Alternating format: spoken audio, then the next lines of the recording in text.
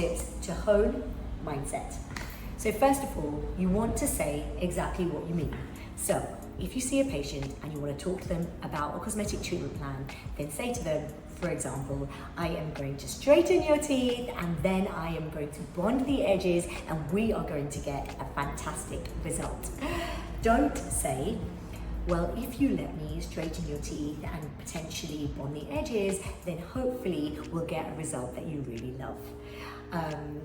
You know that you want to straighten this patient's teeth and you want to bond the edges and you know that it is going to look great. So don't worry about being humble. Some dentists try and tone it down because they're looking for humility here.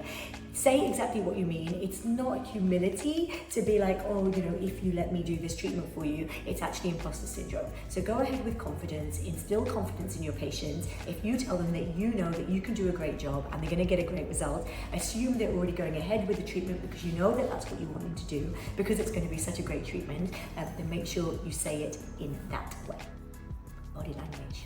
So make sure you are sitting up straight with your shoulders back and down and your head held high.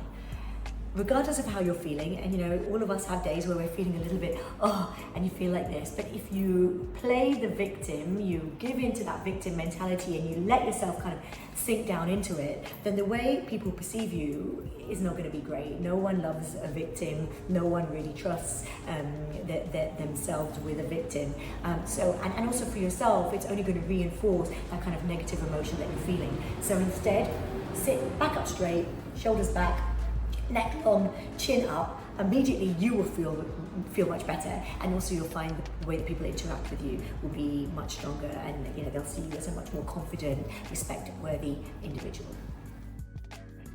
Nerves and excitement are the same emotion. Now, this one's really important for patients that come in. You know, often when they come in for a smart makeover, and I'll go and be like, how are you feeling today? And they'll be like, oh, I'm nervous. And I'll be like, are you nervous or are you excited? Because you know, they're the same emotion. So that's important to help your patients reframe and get them into the right mindset so they're ready for the exciting journey that they're about to go through with you that day.